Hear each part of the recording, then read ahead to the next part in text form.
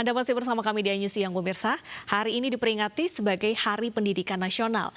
Tahun ini terasa berbeda tentunya karena 2 bulan sudah anak-anak sekolah harus belajar di rumah dengan menggunakan aplikasi online. Tentunya masih ada hal-hal yang harus dibenahi seperti yang terjadi di Grobogan, Jawa Tengah. Puluhan anak-anak desa harus menyusuri jalan setapak dan terjal menuju tengah hutan agar bisa mendapatkan sinyal internet. Berikut kisah mereka selengkapnya.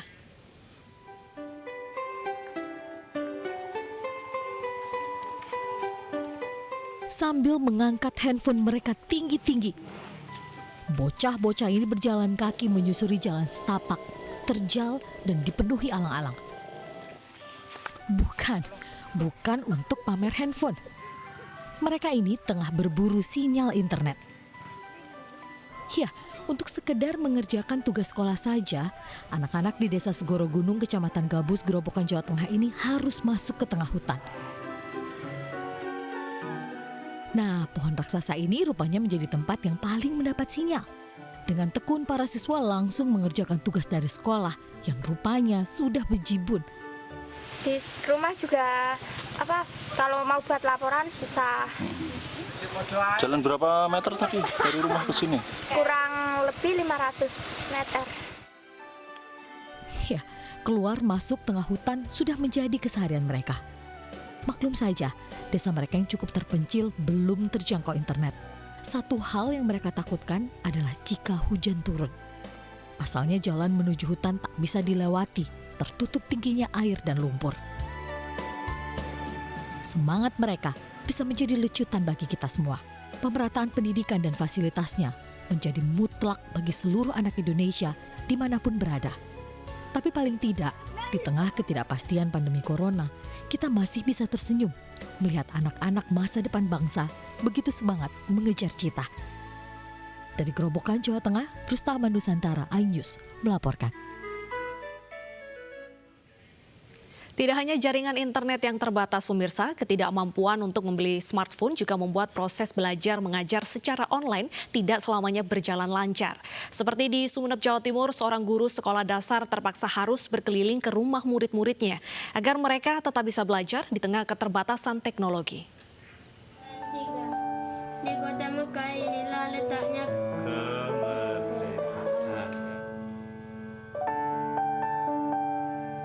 Afan Faturrahman, guru di SDN Batu Putih Lauk 3, Sumeneb, Jawa Timur, menyusuri jalanan desa mengunjungi satu persatu muridnya di tengah pandemi COVID-19.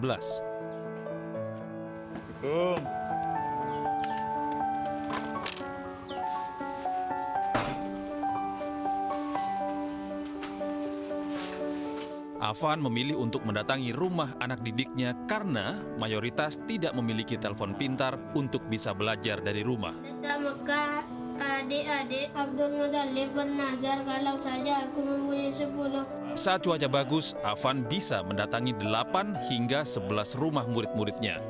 Namun, jika sedang hujan dan jalan becek, dia hanya mendatangi rumah murid semampunya. Salah seorang siswa mengaku senang saat gurunya datang untuk mengajar. Saya belajar di rumah karena di sekolah tidak masuk. Saya selalu didatangi Pak Afan setiap hari untuk belajar di rumah.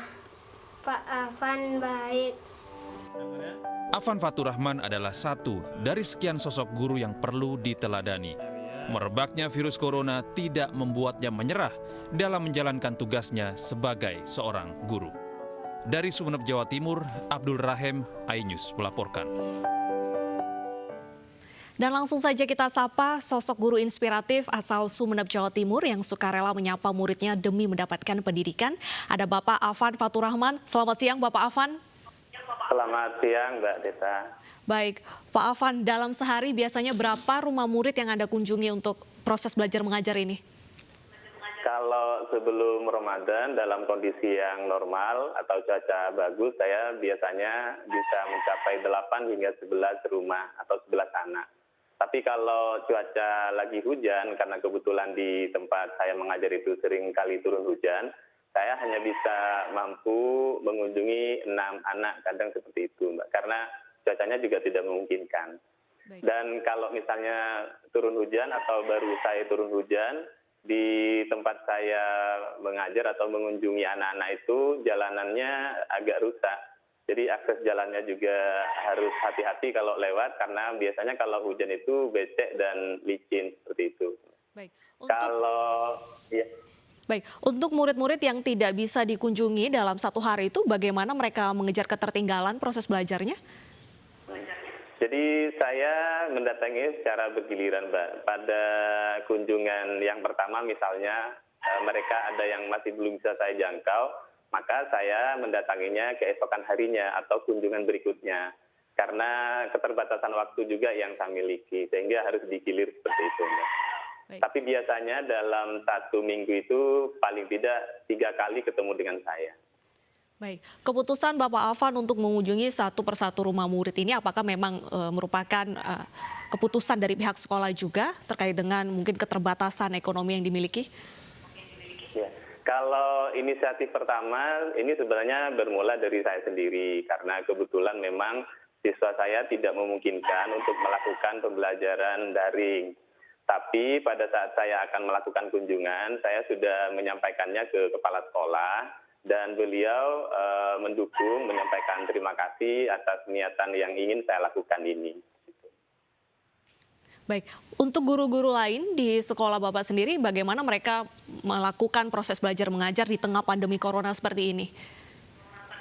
Kalau teman-teman guru yang lain, sementara yang eksis atau secara kontinu jalan mendatangi ke rumah-rumah masih saya sendiri. Tetapi di awal-awal dulu ada juga yang ikut ke salah satu rumah siswa, termasuk juga kepala sekolah saya pada saat itu juga ikut berkunjung ke salah satu rumah siswa untuk memantau langsung kegiatan yang saya lakukan. Baik, Pak Afan, mengunjungi satu persatu rumah murid tentunya memakan waktu yang cukup panjang. Apakah tidak ada bantuan dari pemerintah setempat untuk mengalokasikan mungkin smartphone ataupun juga komputer kepada anak-anak dan juga pihak guru? Kalau sampai saat ini masih belum ada bantuan sarana berupa smartphone atau laptop, tetapi kemarin saya juga sudah menghadap ke Kepala Dinas Pendidikan Kabupaten Sumeneb. Saya juga sudah dipanggil Bapak Bupati dan Bapak Wakil Bupati. Pada intinya saya diminta bercerita, saya menyampaikan kendala-kendala yang saya alami di lapangan pada saat pandemik ini, sehingga saya memutuskan untuk mengunjungi satu persatu. Jadi insya Allah nanti ini akan menjadi bahan kajian. Semoga memang benar-benar ada bantuan untuk anak-anak saya.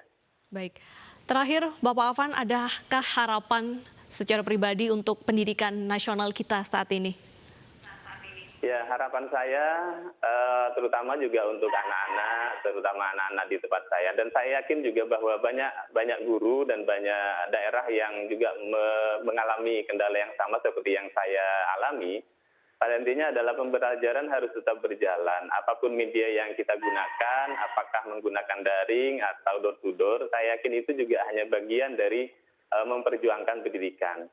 Jadi tetap semangat, tidak boleh patah semangat.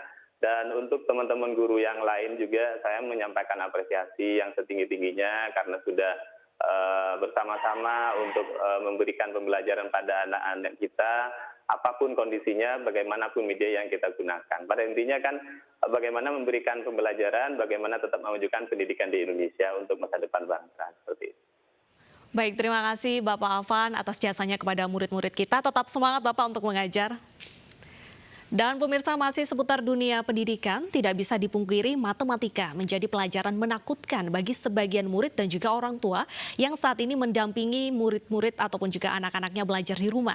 Namun kini belajar matematika bisa menjadi mudah dan menyenangkan dengan metode yang coba dikenalkan oleh Pak Ridwan yang kini rutin menemani siswa SD belajar matematika di rumah.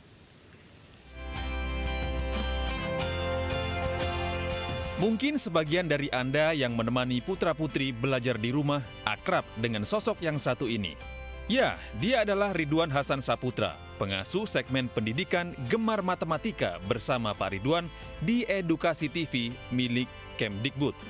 Dengan slogan khasnya, Pak Ridwan hadir dengan baju-baju tradisional dari berbagai daerah di tanah air. Namun siapa sangka, di balik sosok yang selalu ceria ini tersimpan sejumlah prestasi. Ia merupakan seorang pelatih Olimpiade Matematika Nasional dan Internasional sejak tahun 2003. Dengan metodenya, Pak Ridwan telah mengantar banyak anak Indonesia menjuarai kompetisi bergengsi di dalam dan luar negeri. Konsep utama yang sering dikenalkan oleh Pak Ridwan dan timnya bernama matematika nalaria realistik, yakni sebuah konsep matematika yang menitik beratkan nalar daripada kemampuan berhitung. Dengan kemampuannya, Pak Ridwan pun didaulat Kemdikbud untuk mengajak anak-anak lebih menyukai matematika dengan cara yang lebih mudah. Selain menjadi pelatih dan pengajar, Pak Ridwan mendirikan klinik pendidikan MIPA, sebuah lembaga pendidikan privat yang mengajar anak SD dan SMP, yang awalnya hanya dibayar seikhlasnya saja. Tim Liputan iNews melaporkan. Lalu bagaimana metode belajar matematika dengan konsep nalaria realistik yang dikenalkan oleh Bapak Ridwan? Dan apa saja tips mudah dalam mendampingi anak-anak belajar di rumah selama pandemi COVID-19? Kita langsung menyapa Bapak Ridwan. Selamat siang Bapak Ridwan. Selamat siang, Bu. Baik, Pak Ridwan, secara sederhana sebenarnya bagaimana matematika dengan konsep nalaria realistik ini, Pak? Jadi matematika nalaria realistik itu melibatkan unsur kehidupan dalam pembelajaran matematik, Bu. Contoh misalkan begini, kalau kita biasanya buat soal kan misalkan 10 dikurang 3 berapa gitu. Nah, kita sekarang modelnya dengan cara misalkan 10 anak main petak umpet, 3 orang sudah ketemu, berapa yang belum ditemukan. Nah, itu unsur main petak umpet itu jadi nalar tuh. Karena kan kalau naik petak umpet itu satu yang nyari kan, Bu. Nah, kalau anak yang belum paham 10 kurang 3 langsung dapatnya 7. Padahal 10 dikurang 3 dikurang 1 lagi yang mencari. Jadi 6. Nah, itu proses benalarnya tuh di situ, Bu. Baik. Maksudnya, apakah ini cukup efektif untuk membantu anak-anak belajar matematika? Mengingat matematika ini kan cukup menjadi momok bagi anak-anak.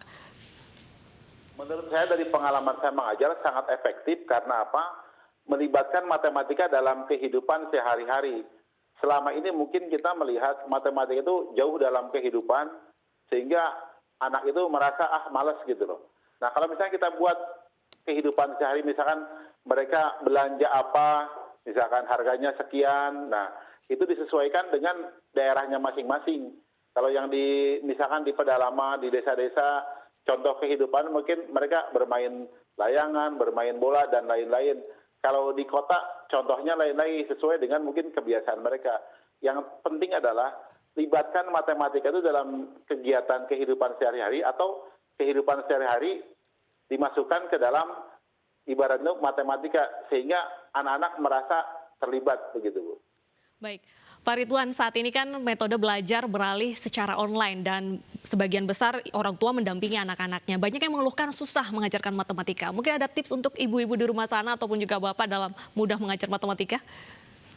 Oke, begini tips yang pertama gitu, bapak ibu yang mengajar matematika anaknya di rumah jangan emosional. Nah, biasanya itu di otak orang tua itu biasanya suka emosi, pengen anaknya pinter gitu. Nah, ketika diajarkan terus anaknya kurang menangkap, mungkin bisa jadi ibu bapaknya di rumah mengajarkan metodenya kurang pas, timbul emosi, dicubit, dijewer, sehingga anak merasa tidak nyaman. Nah, poin pertama itu jangan emosional. Terus yang kedua, ya setelah dia tidak emosional bapak ibu yang di rumah itu, cobalah hubungkan dengan kehidupan sehari-hari, contoh kehidupan nyata yang istilahnya tuh dia merasa nyaman. Nah, yang ketiga, ini yang sangat penting, cobalah diajak bermain. Permainan matematika yang ada di rumah, misalkan mau ular tangga, ludo, atau permainan matematika yang lain, misalkan games-game yang ada di handphonenya, untuk membuat dia semangat. Dan bisa jadikan reward juga kalau dia sudah menyelesaikan tugas matematika di sekolah. Dan yang sangat penting juga adalah ada istilah yang namanya penyetaraan ego sosial.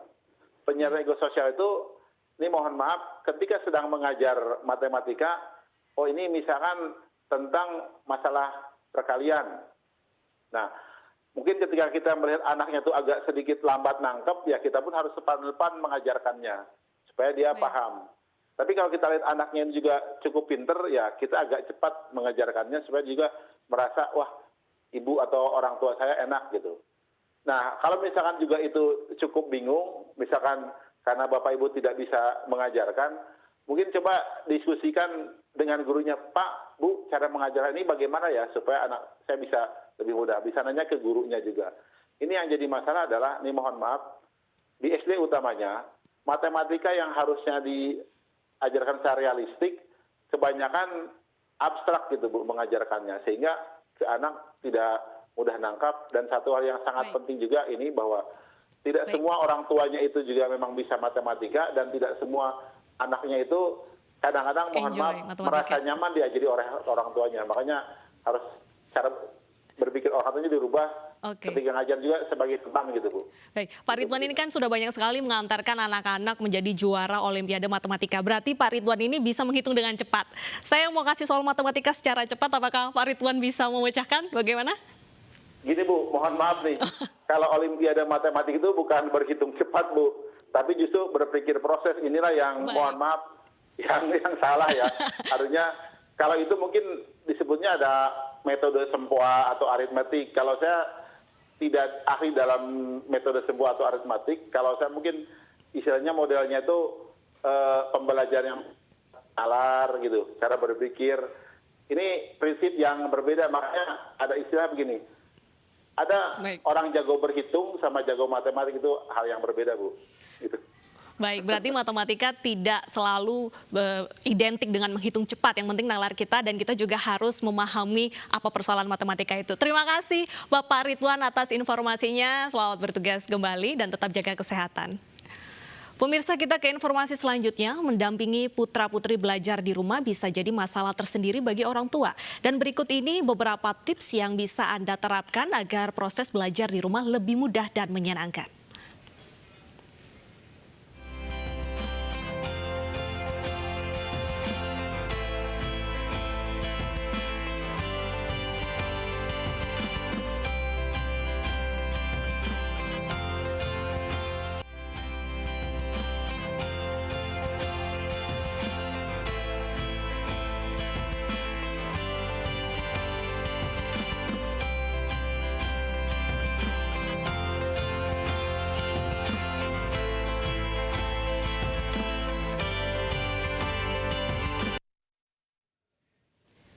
Dan pemirsa, di Hari Pendidikan Nasional ini, Menteri Pendidikan menyampaikan pesan agar seluruh siswa tetap dapat belajar di rumah secara online.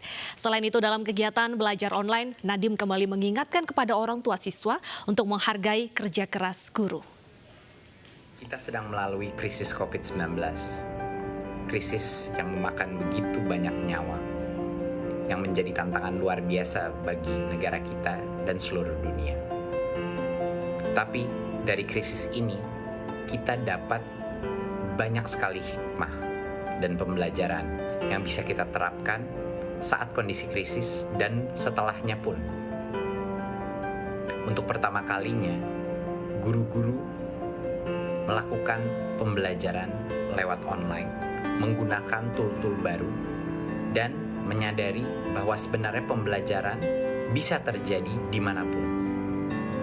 Orang tua untuk pertama kalinya menyadari betapa sulitnya tugas guru, betapa sulitnya tantangan untuk bisa mengajar anak secara efektif, dan menimbulkan empati kepada para guru-guru yang tadinya mungkin belum ada. Guru, siswa, dan orang tua juga sekarang menyadari bahwa pendidikan itu bukan hanya suatu hal yang bisa dilakukan di sekolah. Tapi pendidikan yang efektif itu membutuhkan kolaborasi yang efektif dari tiga pihak ini. Dan tanpa ada kolaborasi itu, pendidikan yang efektif tidak mungkin bisa terjadi. Pastinya Anda semua nggak mau dong ketinggalan informasi dari kita, makanya jangan lupa subscribe Official iNews Channel dan klik tombol lonceng yang tertera di layar Anda, supaya kita lebih semangat memberikan informasi kepada Anda.